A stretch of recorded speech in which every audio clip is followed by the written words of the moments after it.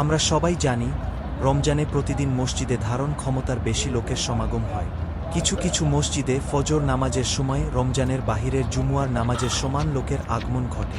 যাদেরকে কখনই মসজিদে দেখা যায় না, তাদেরকেও রমজানের সময় নিয়মিত নামাজ পড়তে দেখা যায়।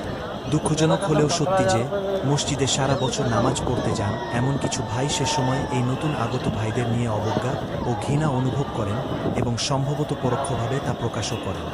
সাধারণত তা হয়ে থাকে তীব্র ব্যঙ্গাত্মক কোনো কৌতুক অথবা কটু মন্তব্যে। তাদেরকে এভাবে নিচু চোখে দেখার পরিবর্তে উপলব্ধি করার চেষ্টা করুন যে, অহংকার এবং স্বধার্মিকতার পাপ সম্ভবত বেশি ভয়ঙ্কর এই সব নবাগত ভাইদের পাপ থেকে, যা আপনি তাদের সম্পর্কে ধারণা করে আছেন। সারা বছর যারা মসজিদে আসেন তাদের প্রতি আমার বিনীত অনুরোধ, মনে রাখবেন মসজিদ আপনার সম্পত্তি নয়, এটা আল্লাহর ঘর। যদি আল্লাহর দয়ায় এই ঘরের সাথে আপনি বেশি পরিচিত হওয়ার সৌভাগ্য অর্জন করে থাকেন, তবে এমন প্রতিজ্ঞা করুন যে, রমজানের নতুন আগত ভাইবোনদের আপনি সত্যিকারের ভালোবাসা দিয়ে বরণ করে নেবেন। আপনার লক্ষ্য থাকবে, রমজানের মসজিদ তাদের নিকট এত আপন হয়ে পড়বে যে রমজানের পরেও তারা নিয়মিত মসজিদে আসবে। বিষয়গুলোকে সহজ করুন, কঠিন নয়। মানুষকে আপনার কাছে নিয়ে আসুন, তাদের দূরে ঠেলে দিবেন না।